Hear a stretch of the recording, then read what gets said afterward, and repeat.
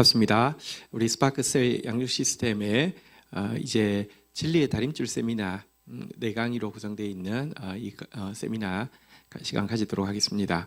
진리의 다림줄 세미나는 여기 우리 스파크셀 양육 시스템에서 보면 생명의 줄 단계에 들어 있습니다.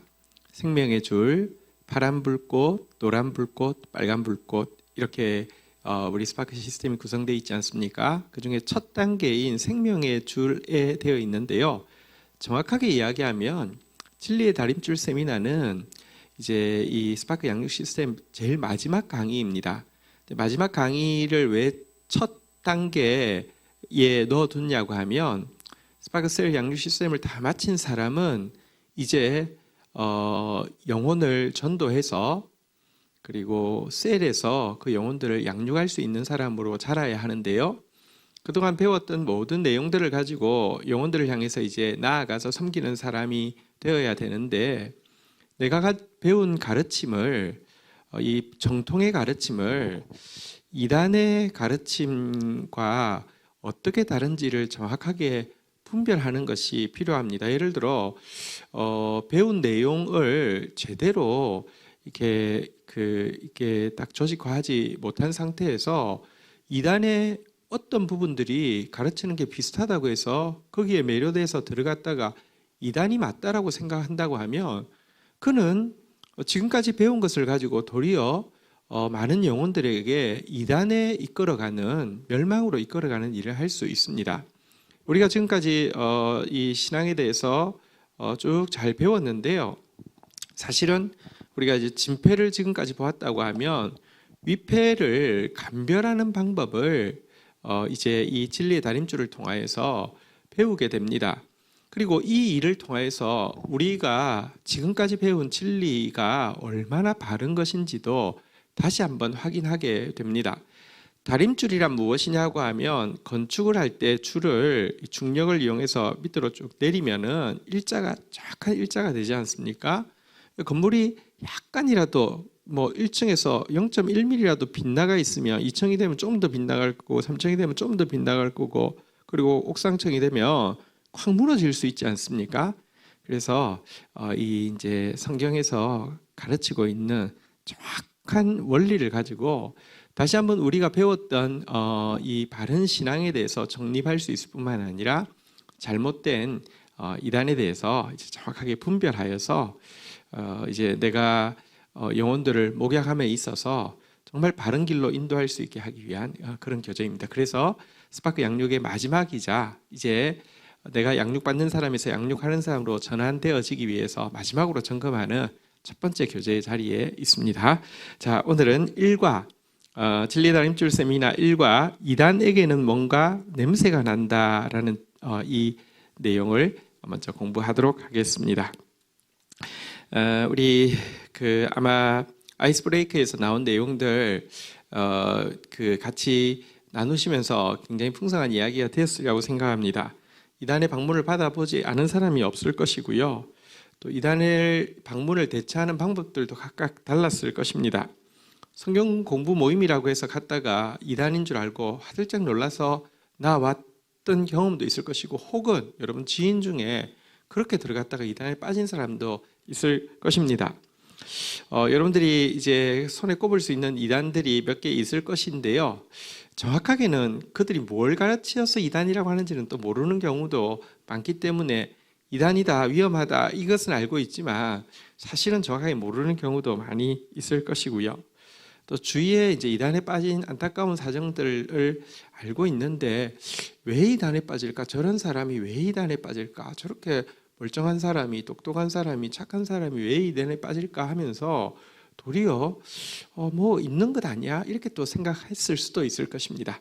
자, 이제 이 우리 아이스 브레이킹에서 나온 모든 이야기들을 이제 우리 오늘 일과를 공부하면서 이제 좀 확인하고 또 이렇게 깨닫게 되는 또 이제 정립하게 되는 시간이 될 것입니다. 자, 이제 주제 강의 7페이지 내용을 보도록 하겠습니다. 이단이 무엇이냐? 먼저 이제 정의를 한번 보도록 하겠습니다. 이단은 다른 예수, 다른 복음, 다른 행위를 가르쳐 사단의 영을 받게 함으로 결국 멸망으로 인도하는 거짓 선지자와 그 무리라고 정의할 수 있습니다. 다른 예수를 전한다는 것이죠. 비슷해 보이는데 사실은 예수님 아니라 다른 예수, 가짜 예수, 즉 그리스도를 전하는 것이고요. 복음을 전하는 것 같은데 성경 가지고요, 다른 복음, 이 진리가 아니라 거짓된 것을 전하고요. 뭐 성경 이야기 많이 했는데 결국 다른 행위, 성경에서 이야기하고 있는 바른 믿음에 동반되어지는 행위가 아니라 다른 행위를 이렇게 가르쳐서 멸망으로 이끄는 그런 거짓 선지자와 무리를 이야기하는데요. 근데 이단이라는 단어는 이 컬틱이라는 단어, 이 컬틱 헤러시라고 이야기하는데요. 이제 컬틱이라는 단어는 이제 사이비를 이야기하고 헤르스이라는 단어가 이단을 이야기하는데요. 이 이단이라는 단어는 신학적인 용어고 이 종교학적인 용어입니다. 그런데 신학적으로 종교학적으로 잘못된 이단, 이 헤르스이라는 이것이 이 사회학적으로는요, 이제 사입이라고 이야기합니다. 무슨 말이냐고 하면 종교적으로 신학적으로 문제가 있는 것은 궁극적으로는 결국 윤리적인 부분에서도 사회적인 부분에서도 문제를 야기할 수밖에 없는 것이 상식 아닙니까? 그래서 이단은 대부분은 이단 사이비, 그러니까 컬틱 헤르시로 이렇게 드러나게 됩니다. 어쨌든 우리는 그냥 통칭해서 이단이라고 이렇게 이야기하도록 하겠습니다. 자, 그러면 1번, 이단에게서 뭔가 냄새 난다라고 이야기했는데 무슨 냄새를 맡아보면 이거 이단이네 이렇게 식별할 수 있는 식별법에 대해서 이제 보게 될 것입니다. 여기에는 총 이제 30가지의 질문들이 나옵니다. 이 질문을 통해서 이 질문에 몇 개라도 그런데 이런 이제 걸리게 된다고 하면 이것은 이단일 확률이 굉장히 높다는 것입니다. 이단에게서는 여기 지금 30가지 질문에 반드시 이단은 걸리게 되어 있거든요. 그래서 이제 질문을 하는데요. 질문이 범주가 7가지로 나누어져 있음을 여러분들이 이제 7페이지부터 9페이지에 보면 아시게 될 겁니다. 7가지 범주가 성경과 계시에 관해서 이런 말들을 하고 있지 않던가, 삼위 하나님에 관해서 이런 주장을 펼치고 있지 않던가, 인간과 죄에 대해서 이렇게 가르치고 있지 않던가, 예수 그리스도에 관해서는 이렇게 말하고 있지 않는가, 구원에 관해서는 이러하다고 주장하고 있지 않은가, 재림과 종말에 관해서는 이렇게 떠벌리고 있지 않은가, 교회 생활에 관해서는 이렇게 해야 된다고 강요하고 있지 않은가, 이런 이제 30가지의 질문을 이제 한번 쭉 나누어서 이렇게 우리가 볼 것이고요. 이 7가지의 카테고리는 사실은 이제 조직신학 좀 더 뭐 이렇게 엄밀하게 나누면 훨씬 더 자세히 나눌 수도 있겠지만, 이렇게 우리가 성경을 본별로 쭉 보았다고 하면 이제 주제를 관통해서 볼 때에 이것을 조직화 시켰을 때에 중요한 카테고리가 7개가 됩니다. 그래서 7개의 카테고리 안에서 30개의 질문을 먼저 한번 좀 보도록 하겠습니다. 첫 번째, 성경과 계시에 관한 이제 주장들 한번 보겠습니다. 1번, 성경 외의 다른 경전에도 성경과 같은 권위를 부여하고 있지 않은가? 어딘가에서. 그러면 체크하면 그건 이단일 확률이 거의 100%입니다. 2번, 성경에 기록되지 않은 하나님의 특별 계시가 지금도 계속되고 있다고 주장하지 않은가? 3번, 지금까지 아무도 풀지 못하던 말씀에 대한 해석의 열쇠가 자기들에게만 주어져 있다고 떠벌리지 않는가? 4번, 성경의 어느 한 부분을 지나치게 강조하거나 반대로 어느 내용은 용도 폐기되었다고 말하고 있지 않은가? 5번, 성경은 모두 비유고 자신들의 성경 해석 방식만이 참된 해석이라고 고집하고 있지 않은가? 6번, 성경의 주제는 초림하셨던 예수 외에 다른 누군가를 가르친다고 말하고 있지 않은가? 여기에 대해서 성경과 계시에 관한 이 같은 질문에 대해서 하나라도 걸린다고 하면 100% 이단입니다. 간단하게만 좀 더 설명을 드리도록 하겠습니다.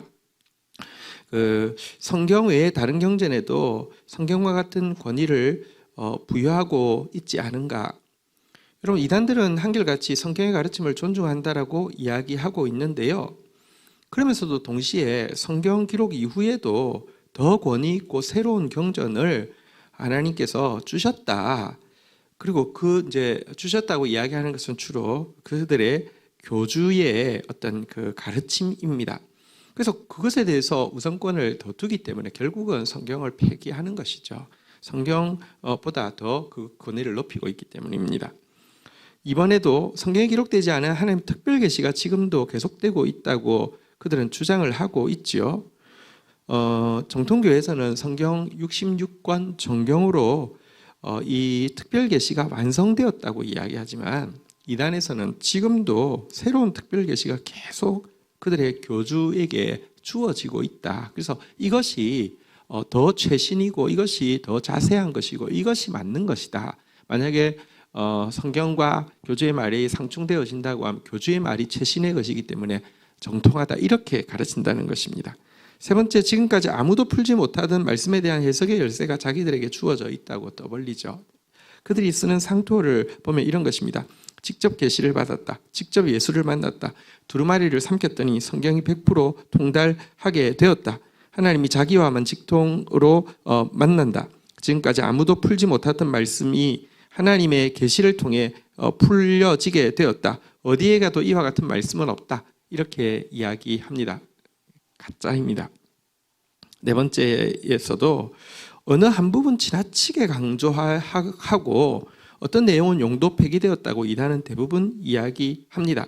자기들에게 흥미를 끄는 성경 구절들, 자기가 지금 주장하고 있는 말에 좀 부합되는 부분에 대해서는 이게 성경 전체인 것처럼 확대해가지고 강조하지만 그것과 다른 부분, 사실 성경은 다를 수는 없습니다.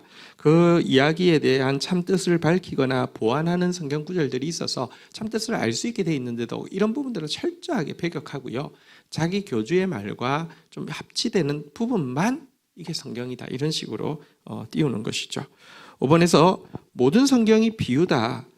자기들이 가르치고 있는 이 비유풀이만이 참된 해석이다라고 이야기하고 있는데요. 성경을 해석함에 있어서 가장 중요한 해석의 원리를 이제 성경을 해석하는 이제 그 일들을 쭉 통하여서 정립해 놓은 것이 있습니다. 그것이 무엇이냐고 하면 원리적인 성경 해석 방법이라고 이야기합니다. 이것에 반대되는 것은 allegorical interpretation이라고 이야기하는데요. 영해라고 보통 이야기하죠. 영적으로, 비유적으로 해석한다라고 이야기하는 건데요. 여기에 비해서 정통교회가 가지고 있는 성경을 해석하는 이렇게 방식은 원리적인 해석, 성경 해석법입니다.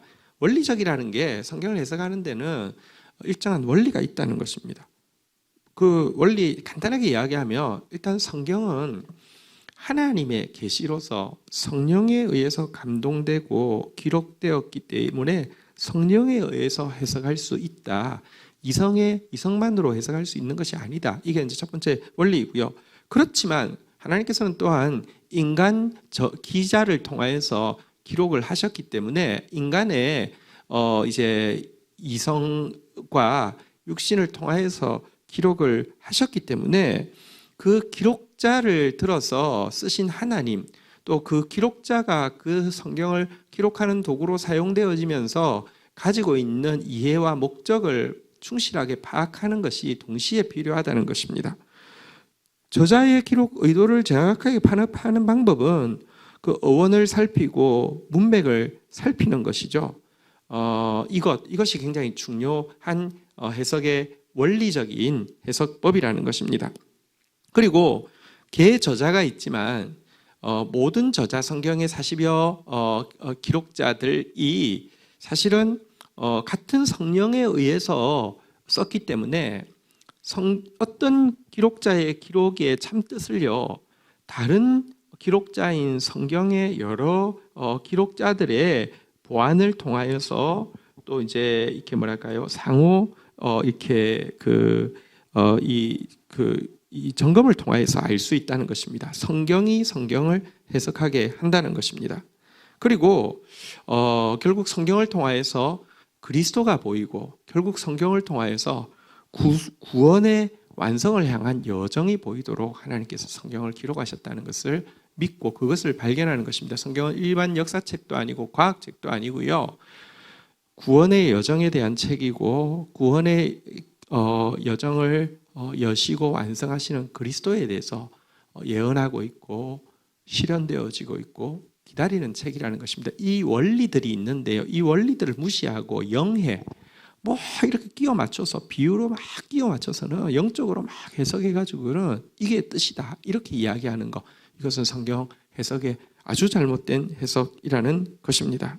그리고 성경의 주제는 초림하셨던 예수가 그 모습 그대로 재림하신다는 것인데 그 외에 다른 것을 반드시 가르치고 있습니다. 그리고 바로 그 주인공이, 진짜 주인공이 바로 자기 이단 교주다 이렇게 이야기하는 것이 이단의 가르침입니다. 자, 이제 두 번째 카테고리인 삼위 하나님에 관해서 한번 좀 보도록 하겠습니다. 자, 7번, 8번, 9번 질문 여러분들 미리 체킹해 오셨는데요. 뭐 여러분들이 들었던 이단이나 보았던 이단에 대해서도 이렇게 다 체크하는 것이거든요. 하나라도 걸리면 이단입니다. 7번, 인간 지도자를 신격화하여 영이신 하나님 혹은 성령이라고 부르고 추정하고 있지는 않은가? 8번, 하나님은 한 분이신데 필요에 따라 성부로, 성자로, 성령으로 나타난다고 설명하지는 않는가? 9번, 성부 하나님만이 하나님이라고 주장하고 예수님을 피조물, 성령을 어떤 에너지로 설명하고 있지는 않은가? 이렇게 설명하는 것은 다 이 삼위일체에 대해서 신론에서 잘못되어지고 이렇게 거짓된 가르침임을 우리 분명히 알아야 합니다. 여러분 인간 교주를 옛날에는 자칭 예수라고 재림 예수라고 이야기를 많이 했는데 요즘은 트렌드가 재림 예수라고 이야기하면 거부감 반응이 많기 때문에 거꾸로 영이신 하나님이라고 주장하거나 성령이라고 주장하는 이단이 다수입니다. 그런데 한번 생각해 보십시오. 똥 싸는 인간이, 육을 입고 있는 인간이 영인 하나님이라고 주장하는 것 자체가 얼마나 그게 어느 도단입니까? 그리고 범죄하는 인간이, 육신을 가진 인간이 자기를 성령이라고 이야기하는 것 자체가 얼마나 신성모독입니까? 네. 하나님은 한 분인데 필요에 따라 성부로 나타나거나 성자로 나타나거나 성령으로 나타난다. 이단의 보편적인 가르침인데요. 양태론이라고 합니다. 한 사람이 있습니다. 근데 나는 부모 앞에서는 자녀가 되고요. 내 자녀 앞에서는 부모가 되고요. 내 아내 앞에서는 남편이 되고 이렇게 역할이 서로 다른 것처럼 하나님도 어떤 때는 성부가 됐다가 어떤 때는 성자가 됐다가 어떤 때는 성령이 되었다라고 이야기합니다. 이건 명백한 이단입니다. 그렇게 이야기하는 이유는 자기가 성부라고 했다가 또 성자라고 했다가 성령이라고 했다가 이렇게 이야기하기 위함이고요. 삼위일체란 세 분은 전혀 다른 분이신데 그러나 완전히 의향과 능력과 성품에서 하나가 되어서 완벽한 교제를 이루신다는 것이지 이 양태론은 잘못된 것입니다. 뭐 이렇게도 설명합니다. 촛불이 있으면 빛이 나고 또 이렇게 이제 그 에너지가 생기고 또 이렇게 뭐 열기가 나고 이런 것처럼 같은 촛불인데 이게 여러 가지가 되지 않느냐? 하나님도 마찬가지다. 이게 이단입니다. 잘못된 것입니다. 자, 9번째는요. 성령님이나 예수님에 대해서 성부 하나님과는 격이 다르다고 계속 이렇게 평가절하하는 가르침들입니다. 여호와 증인 같은 것이 대표적이죠. 여호와만 하나님이기 때문에 여호와만 증거한다 해서 여호와 증인이라고 이야기합니다. 그리스도는 여호와의 첫 피조물이다. 근데 신은 아니다. 성령은 인격이 아니라 어떤 에너지다, 활동력이다. 이것은 하나님이 아니다. 이렇게 가르칩니다. 성경은 처음부터 끝까지 계속 삼위가 같이 의논하고 서로 사랑하고 같이 일을 진행하시는 것을 분명하게 보여주고 있습니다. 자, 이제 세 번째 카테고리 인간과 죄에 관한 이제 이단의 가르침들 한번 볼까요? 인간이 신이 될 수 있다는 사상을 가르치고 있지 않은가? 영혼은 고귀하고 육체는 비천하며 육체로 지은 죄는 죄가 아니라고 말하고 있지 않은가? 인간은 죄인이 아니라거나 죄는 잘못된 성관계 정도로 축소시켜 주장하고 있지는 않은가? 여기에 걸리면 다 이단의 가르침이 명확합니다. 한번 좀 보겠습니다. 이단에서 굉장히 중요한 가르침은 인간이 결국은 신이 된다는 신인합일설입니다. 이단은 전부 다 언젠가 자기가 신이 된다는 겁니다. 왜냐고 하면 그들의 뿌리 자체가 스스로 하나님이 되려고 했던 선악과를 먹은, 또 선악과를 먹게 한 사단과 선악과를 먹은 그 원죄의 기원을 두고 있기 때문입니다. 기독교는 내가 신이 된다고 가르치고 있지 않습니다. 나는 영원토록 하나님의 사랑받는 신부가 되지만 나는 영원토록 그분을 섬기는 자로서, 그분을 영화롭게 하는 자로서 서게 되지, 내가 스스로 하나님이 되는, 내가 신이 되는 그런 교만하고 사탄적인 가르침을 가르치고 있지 않습니다. 영혼은 고귀하고 육체는 비천하고 육체로 지은 죄는 죄가 아니다. 여러분, 그 이단에는 영지주의 계열의 이단이 있는데요. 이쪽에서는 육신은 불결하다. 그래서 영혼과는 사실은 이 육신의 불결함이 영혼을 불결하게도 만들 수 없는 하찮은 것에 지나지 않는다라고 이야기하면서 영과 육을 이분법적으로 철저히 분리하는 가르침을 가르치고 있습니다. 육체로 지은 죄는 나한테 내 영혼에 어떤 해도 끼치지 않는다, 이런 식으로 만듭니다. 이렇게 되면 얼마나 편하고 좋은지 모릅니다. 그건 내가 지은 게 아니라 내 육체가 지은 것이기 때문에 죄가 아니야, 이런 식으로 이야기하는 것입니다. 이단입니다. 영혼과 육체는 결코 분리할 수 없습니다. 육체와 영혼을 어떻게 분리할 수 있습니까? 기독교의 가르치면 육체와 영혼은 분리되어지지 않는다는 것입니다. 자, 그리고 13번에 보니까 인간은 죄인이 아니라 잘못된 성적 관계가 죄다, 이런 식으로 이제 이야기하는 것. 예를 들면 통일교, 그리고 JMS 이런 이단들에서의 가르침, 중요한 가르침이죠. 인간의 타락은 이제 무엇이냐, 성적 타락이다라고 자꾸 가르칩니다. 인간의 타락을 원리 강론에 보면 두 가지라고 이야기하는데, 영적인 타락이 있는데 그것은 무엇이냐고 하면 하와하고 사탄인 루시엘이라는 사탄과 간음을 한 것이 영적 타락이랍니다. 그리고 육신적인 타락은 그 간음한 하와가 아담과 또 성적인 관계를 맺게 된 것이 이 이제 육신적인 타락이라는 것입니다. 그래서 사단의 피가 인간에게 흐르고 있는데, 이 잘못된 피를 깨끗하게 하는 방법은 오직 재림주와의 피가름을 통하여서, 재림주가 깨끗한 피를 흘려줘야지만 이제 구원이 된다, 이렇게 이야기해서 통일교 초창기에는 문선명이 이제 그 여신도들과 성관계를 맺고 그걸 통해서 구원을 받게 됐다, 이렇게 이야기를 하고요. 지금은 이제 조직이 크니까 그렇게는 하지 않지만 그 의식을 그대로, 그러니까 그 피가름의 의식을 그대로 이렇게 진행을 하게 되는 것인데, 정말 이 사악한 것입니다. 성적 타락은 죄의 한 표출되어지는 증상에 지나지 않고요. 죄의 핵심은 스스로 하나님 되려고 하는 교만입니다. 그리고 이단들이 계속 쓰고 있는 사탄의 이름 루시엘이라는 이름이야말로 정말 이단의 무식함을 잘 보여주고 있는 것입니다. 루시퍼라는 것은 이제 그 계명성, 이게 빛을 이야기하는데, 사단이 이제 빛나는 존재였다가 타락하게 되었습니다. 그래서 그 라틴어 루시퍼라는 단어가 있습니다. 그런데 천사의 이름 미카엘, 무슨 이렇게 엘이라는 이제 천사의 이름들이 있는데, 이것은 히브리어입니다. 엘은 히브리어이고요. 그런데 라틴어인 루시퍼 할 때 루시를 따고 뒤에 그 히브리어인 이렇게 엘자를 따서 합쳐서 루시엘이라는 천사, 어디 족보도 없는 거를 만들어 가지고 그게 이제 사단의 이름이라고 이렇게 가르치는데요. 이거는 이 이단들은 서로가 서로를 뺏기기 때문에, 예를 들면 신천지, 요즘 문제가 되는 신천지에서도 사단의 이름을 루시엘이라고 자꾸 가르칩니다. 정말 무식함의 극치를 보여주고 있습니다. 자, 이제 네 번째 카테고리인 예수 그리스도에 관한 가르침을 한번 좀 보도록 하겠습니다. 13번. 십자가를 부인하고 십자가가 부족하다거나 실패라고 말하고 있지는 않은가? 14번 유일한 구원자이신 예수님의 지위를 상대화시키거나 격화시키지는 않는가? 15번 예수께서 육체를 가지고 부활하시고 승천하셨다는 사실을 부인하지는 않는가?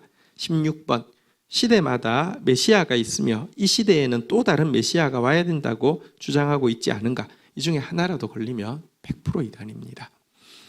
예수 그리스도에 관한 이 가르침들 한번 조금 더 설명을 드리도록 하겠습니다. 우리 기독교는 개신교뿐 아니라 캐톨릭과 정교회까지 다 십자가가 세워져 있습니다. 근데 이단은 결코 십자가를 세우지 않습니다. 가끔 위장교회를 위해서 이렇게 세워두는 경우는 있지만 실제 이제 커밍아웃을 했을 때는 절대 세우지 않습니다. 왜냐고 하면 그들에게 십자가는 구원의 상징이 아니라 예수는 구원을 하러 왔다가 실패했기 때문에 내가 다시 그 실패한 것을 완성하기 위해서 왔다, 이런 식으로 가르치기 때문에 십자가는 실패의 상징이라는 것입니다. 예수가 구원 사역을 감당하지 못해서 억울하게 십자가에 죽었거나 아니면 하나님의 진노를 받아서 죽었다라고 자꾸 가르치기 때문에 십자가를 세우지 않죠. 유일하신 구원자이신 예수님의 지위를 반드시 상대화시키거나 격화시킵니다. 예수님의 역할은 진정한 재림주를 소개하기 위한 이렇게 예언자다라고 이야기를 합니다. 예비자다라고 이야기합니다. 마치 예수님 앞에 세례요한이 있었던 것처럼 예수님은 그냥 진정한 메시아를 위한 세례요한에 지나지 않는다, 이렇게 이야기합니다. 또 혹은 아까 예수님을 자꾸 첫 피조물이다라고 이야기하고 있는 여호와 증인 같은 곳에서는 예수님은 성육신 하기 전에는 천사장이었던 미가엘이었는데 부활하신 이후에는 인간 예수는 아예 사라지고 다시 미가엘이 되었다, 이렇게 가르치기도 합니다. 어쨌든 예수를 상대화시키거나 격화시키고 있습니다. 예수님께서 육체를 가지고 부활하시고 승천하신 것 절대적으로 부인합니다. 예수의 성육신이라는 것도 예수의 영이 어떤 육신에게 쑥 들어간 걸 성육신이라고, 그래서 예수의 부활도 예수가 부활한 게 아니라 예수의 영이 부활했다고 이야기하죠. 가현설이라고 이야기하는데요, 가짜로 어떤 사람에게 쑥 들어가서 그런 것처럼 나타났다는 것이지 실제 예수의 육체가 육체를 가지신 예수가 예수거나 예수가 그 육체와 같이 부활했다, 이것을 부인합니다. 그리고 시대마다 메시아가 있어서 또 다른 시대가 되었으니 또 다른 메시아가 와야 되고, 마치 각 시대마다 구원의 중심 인물이 있는 것처럼 이 마지막 시대의 최후의 중심 인물이 진정한 메시아인데 바로 그 최후의 중심 인물이 나다. 나 이후에는 이제 더 이상 중심 인물이 없고 내가 중심 인물이다, 이렇게 이야기하는 게 모든 이단들에서 교주가 이야기하는 바입니다. 자, 이제 구원에 대한 가르침, 구원론을 한번 좀 보도록 하겠습니다. 17번부터 21번까지. 은혜와 믿음만으로는 구원받을 수 없고 다른 율법의 조건을 갖추어야 한다고 주장하고 있지는 않은가? 구원을 받은 시간과 날짜를 정확하게 알지 못하면 구원받은 것이 아니라고 가르치고 있지는 않은가? 진짜 구원을 받은 사람은 다시는 죄를 짓지 않기 때문에 회개할 필요가 없다고 말하고 있지는 않은가? 깨달음으로 구원받는다고 주장하며 비밀, 감추인 지식 등을 강조하면서도 정확하게 그 비밀과 감추인 지식이 무엇인지는 밝히고 있지 않지 않는가? 구원받은 사람에게는 더 이상 율법이 필요 없다라고 말하고 있지는 않은가? 자, 이것이 구원, 진정한 구원이 무엇이냐, 구원받았을 때 어떻게 되는가에 대한 이단들이 가르치고 있는 잘못된 가르침들입니다. 내용을 한번 보겠습니다. 은혜와 믿음만으로는 구원받을 수 없다. 다른 율법의 조건을 갖추어야 된다. 여러분, 이 율법주의 계열에서는 믿음으로만 구원받는 것이 아니다라고 이야기합니다. 자기들이 가르치고 있는 어떤 특정한 종교 행위를 꼭 해야 된다는 것입니다. 예를 들면 유월절을 꼭 지켜야지 구원을 받는다, 혹은 안식일을 꼭 지켜야지 구원을 받는다, 뭐 이런 식의 믿음만으로 구원받는 게 아니라 무슨 특정한 행위가 있어야 된다라고 가르치고 있고요. 이단은 율법주의 계열 이단이 있고 영지주의 계열 이단이 있는데, 영지주의 계열 이단에서는 믿음만으로는 안 되고 깨달음이 있어야 된다라고 이야기하면서 믿음과 깨달음이 다른 것이다라고 이야기하고, 이 깨달음이 특정한 자기들이 가르치는 어떤 깨달음이 있어야지만 천국 가는 것이지 믿는다고 가는 것이 아니다, 이런 식으로 이야기하면서 오직 믿음으로 구원에 이른다는 것을 배격합니다. 그리고 이제 그 18번의 내용은 이제 영지주의 계열인데요. 깨달음을 얻는 것 중에 중요한 깨달음이 무엇이냐? 자기가 구원받은 시간 날짜를 정확하게 알 수 있다는 것입니다. 자기가 그 깨달음이 딱 온 시간이 너무 명확하기 때문에 구원받은 날짜 시간을 정확하게 알게 된다고 주장하죠. 그리고 그게 없다고 하면 구원받지 않은 명확한 증거다라고 이야기하고 있습니다. 영지주의 계열, 이렇게 구원파나 이런 쪽에서 강조하고 있는 거짓된 가르침입니다. 19번에 보니까요, 진짜 구원받는 사람들은 다시는 죄를 짓지 않기 때문에 다시는 회개할 필요도 없다라고 이제 가르치고 있는 것. 이것 역시 영지주의 계열 구원파에서 구원의 이렇게 증거로 가르치고 있는 내용입니다. 여러분, 기성교회는 매번 회개한다. 회개한다는 것은 제 문제가 해결되지 않았다는 것이고 구원받지 못했다는 것이고 지옥 갈 것이 틀림없다는 것을 증명해 준다라고 이야기하면서, 자신들은 이렇게 이제 이 깨달음이 온 이후에는 절대로 죄를 짓지 않고, 그래서 자기들이야말로 이렇게 이제 구원받았다라고 주장합니다. 구원의 깨달음을 받고 나면 어떤 죄를 짓는다 할지라도 사실은 이미 죄가 아니기 때문에 자신들의 구원과는 하등의 상관이 없다라고 주장하면서, 앞에서 간단하게 이야기했지만 이렇게 이제 이분법적으로 육신으로 지은 죄는 죄가 아니야. 영혼이 중요한데 나는 영혼이 깨달음을 통해서 구원받았으니 나는 내 구원은 확실해 라고 이야기하면서 이렇게 이제 회개할 필요가 없다고 이야기하고, 회개하면 지옥 간다라고 이야기를 하는 것, 이것이 그들의 가르침입니다. 깨달음 이렇게 영지주의에서 계속 이야기하는데 비밀이다, 감춘 짓이다 라고 이야기하는데, 구체적으로 그러면 그게 뭐냐? 아무리 배워도 정확하게 알 수는 없게 되어 있습니다. 상황마다 자꾸 내용을 바꾸고요. 교주가 변덕을 부릴 때마다 계속 변형이 되기 때문에 이렇게 명확하지 않고 항상 모호합니다. 사단의 복음은 모호하고요. 하나님의 복음은 명확합니다. 성경에는 시간, 장소, 사람의 이름까지 정확하게 밝히고, 이때 이곳에서 이 사람에 의해서 이런 일이 일어났다라고 기록하고 있습니다. 이 말은 거꾸로 이야기하면 그때 그곳에서 그 사람에 의해서 그 일이 일어나지 않았다면 그것은 가짜가 되고, 그러면 성경 자체가 스스로가 이건 잘못됐다라고 인정하는 것입니다. 그런데 성경은요, 명확하게 이거 다 밝히고 있습니다. 어떤 종교도 대부분 그냥 두루뭉실하게 돼 있지 명확하지 않은데요, 기독교는 아주 명확하게 돼 있습니다. 그런데요, 이단은 아주 모호하게 돼 있습니다. 깨달음이 뭐냐? 아무도 정확하게 모릅니다. 20번 까지 이제 우리 보았고요. 21번에 보니까 구원받은 사람 더 이상 율법이 필요 없다라고 이야기하죠. 이것도 이제 그 영지주의 계열인데요. 율법 폐기론을 가르치는 것입니다. 율법은 더 이상 이제 필요 없다. 깨달음을 얻은 이유는 율법은 그냥 끝난 것이다. 성경은 율법은 1.1획도 떨어지지 않는다고 했는데 율법은 폐기되었다라고 이야기하는 것, 이것이 이단의 가르침입니다. 자, 이제 6번째 카테고리 한번 볼까요? 재림과 종말에 관한 가르침 한번 보도록 하겠습니다. 22번부터 25번입니다. 자신들은 종말의 정확한 날짜를 안다고 주장하지는 않는가? 23번. 종말과 심판에 대한 두려움을 주면서 자신들만이 구원의 피난처라고 설명하지는 않는가? 24번. 계시록에 나오는 14만 4천은 바로 자신들이라고 내세우지는 않는가? 25번.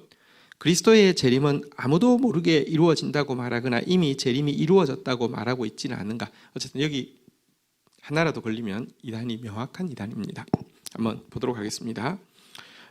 재림의 날짜를 정확하게 안다라고 이단들은 계속 이야기합니다. 모든 이단들이 대부분 재림의 날짜를 막 이야기했다가 틀리는데, 문제는 틀려도 또 아까 사단의 복음 모성이라고 했잖아요. 뭐 이렇게 섞어가지고는 또 전혀 문제 없이 또 다른 날짜를 제시하고 이러면서 계속 그 뭐랄까요, 긴장을 고조시켜서 꼼짝 못하도록 하게 하는 이 거짓된 이단들의 전형적인 방법입니다. 이단들은 특별히 종말에 대한 두려움을 극도로 부각시키면서 자신들에게 있지 않으면, 마치 노아의 방주에 있지 않으면 다 휩쓸려 내려가는 것처럼 자신들에게 들어와 있지 않으면 죽는다라고 끊임없이 위협을 하고 이것을 통하여서 내부 결속을 다지는 이런 식으로 운영을 하고 있습니다. 복음은 자유를 주고요, 거짓은 두려움을 줍니다. 계시록에 나오는 14만 4천, 이단은 전부 이 14만 4천을 실제 숫자로 주장하고 그 실제 숫자는 자기들 숫자라고 계속 주장하면서 이렇게 주장하죠. 14만 4천 될 때까지는 14만 4천이라는 목표가 분명하니까 이게 힘이 있고요. 14만 4천이 넘게 되면 그 안에서 교주말 제대로 안 들으면 이렇게 내칠 수 있기 때문에 또 14만 4, 너 진짜 14만 4천에 들려면 이런 식으로 또 이렇게 협박해가지고 하는 굉장히 중요한 도구입니다. 우리가 이제 이 진리 다림줄에 나중에 뒤에 가면 이제 14만 4천이 무엇인지 다 정확하게 자세하게 해석하고 있는데요. 어쨌든 이렇게 주장하는 것은 무조건 이단입니다. 그리고 그리스도의 재림은 아무도 모르게 이루어진다라고 이야기하거나 이미 이루어졌다라고 이야기해서 혼란을 일으키는데요. 이단들의 특징이죠. 구름을 타고 오신다는 말이 구름대 같은 많은 사람 중에 섞여서 오기 때문에 모른다는 것입니다. 내가 많은 사람 중에 섞여봤기 때문에 모른다는 것입니다. 이거만큼 명백한 오류가 없습니다. 예수님께서는 가신 모습 그대로 구름을 타고 오신다고 그랬습니다. 나를 찌른 사람들도 볼 것이다 라고 이야기했습니다. 은밀하게 오지 않습니다. 그리고 예수 그리스도의 재림은 최후 심판이기 때문에 그것으로 끝이기 때문에 이미 오신 것 아닙니다. 이미 오셨다고 하면 이 세상이 천국이 되고요, 죄악된 세상은 심판받아서 지옥이 되는 것이죠. 예. 마지막으로 교회와 생활에 관한 것입니다. 물론 여기 7번에 대한 내용들은 일부는 이제 뭐랄까요, 건전한 교회 교단에 속해 있는 잘못된 교회들도 범할 수 있는 오류입니다. 그런데 건전한 교단에 속했다고 해서 이단적이 아닌 것은 아니니까요. 어쨌든 이 기준에도 걸리는 것은 굉장히 치명적인 문제가 있거나 아니면 이단이라는 것입니다. 마지막 26번부터 30번까지 보겠습니다. 사도행전에서 말하는 기독교의 가르침을 부인하거나 그와 다른 신앙 고백을 가지고 있지 않은가, 그러하다고 하면 이단입니다. 기독교인들을 대상으로 자신의 신분을 위장하여 포교 활동을 하고 있지는 않은가, 기성교회를 공격하고 자신들만이 유일하고 참된 하나님의 공동체라고 주장하고 있지는 않은가, 성적, 금전적, 부도덕과 반사회적 행위에 대한 여러 가지 소문들이 끊이지 않고 들리는 것은 아닌가, 지도자에 대한 지나친 맹종을 요구하거나 가족관계의 해체를 주장하고 있지는 않은가, 여기에 걸리면 최소한 이단적이거나 이단입니다. 한번 보도록 하겠습니다. 기독교회는요, 사실은 이제 사도신경 이것을 교파의 차이에도 불구하고 다 신앙 고백으로 채택한다는 점에서는 일치하고 있는데요. 이단들은 절대 이것을 이제 받아들이지 않습니다. 여기에는 삼위 하나님에 대한 명확한 고백이 나오고 있기 때문에 받아들일 수가 없습니다. 기독교인들을 대상으로 포교를 합니다. 자기 정체를 철저히 감추고 포교합니다. 그래서 신천지 같은 이단들이죠. 이단들은 다 기독교인들을 대상으로 주로 포교를 하죠. 자신들만이 유일한 하나님의 공동체다. 기성교회는 참진리로부터 이탈했기 때문에 변질된 닫체거나 사단이 머무르는 사단에 처소가 되었다라고 이렇게 주장을 하면서 자신들만 참된 하나님 공동체다라고 이야기하는데, 물론 가끔 어떤 교회들이 우리 교회가 진짜 교회야 이렇게 하면서 건강한 교회 교단에 속해 있는 교회 중에서 자기 교회에 대한 그 부심장렬하는 교회들이 가끔씩 있습니다. 그것도 사실 굉장히 위험하고 잘못된 것입니다. 나중에 우리가 이제 배우게 될 터인데요. 참된 교회의 표지에는 이렇게 그 5대 표지가 있습니다. 이 참된 교회가 여러분 다른 교회를 이렇게 격하하거나 혹은 자신들만이라고 주장하면 그 자체가 참된 교회가 아니라는 것을 증명하는 것입니다. 그리고 여러분 바른 신앙생활에는요, 아름다운 그리스도의 향기가 나타나야 되고 그리스도의 아름다운 소문이 드러나고 하나님의 영광이 나타나야 되는데요, 성적인 타락, 금전적인 이렇게 그 탐욕과 반세적인 행동들이 계속 나온다는 것은, 그것은 분명히 이단적인 증거입니다.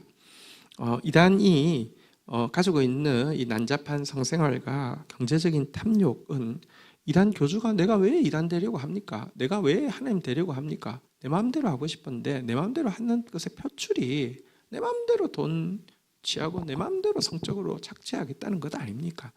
이것은 이단, 만약에 여러분의 교회가, 교단은 건강한 교회인데 이런 소문이 끊이지 않고요, 또 반사회적인 행동, 하나님께서는 일반 은총 안에 이 사회를 주셨는데요, 여러분 이 사회의 기존의 법들과 권위와 질서들을 무시하는 행동들을 계속하면서 경제적인 이렇게 이 그 문제, 악한 일들과 성적인 이런 것들이 있다고 하면 빨리 나오는 것이 여러분들의 영혼을 위한 것이고요.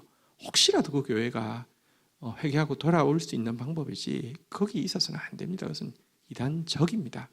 혹은 이미 이단입니다. 지도자에 대한 맹종, 여러분 이거 하나님처럼 막 복종하기를 계속 막 요구하고 있고요.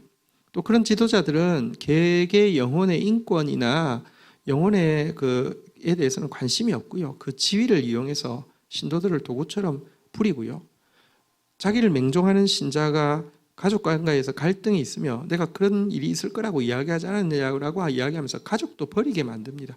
기독교에서는요, 참된 복음이 들어가면 이 가족 안에 갈등이 있을 수 있다고 이야기합니다. 그런데 그것은 목적은 진정한 화평을 이루게 하기 위한 이렇게 잠시의 고통이고 갈등이지, 이것이 가족을 버리게 하는 것이라고 이야기하고 있지 않습니다. 가족을 돌보지 않는 자는 불신자보다 악한 자라고 경고하고 있는 것이 성경의 가르침입니다. 자, 우리 30가지의 이제 질문을 통하여서 이단에게서 나는 냄새, 이렇게 우리가 분별하게 되었습니다. 여기까지 내용을 한번 보면서 여러분 주위에서 이렇게 이단이 아닌가라고 의심스러웠던 이런 상황들을 한번 다시 반추해 보시면 정확하게 정리가 될 것입니다. 잠시 쉬었다가 계속 진행하도록 하겠습니다.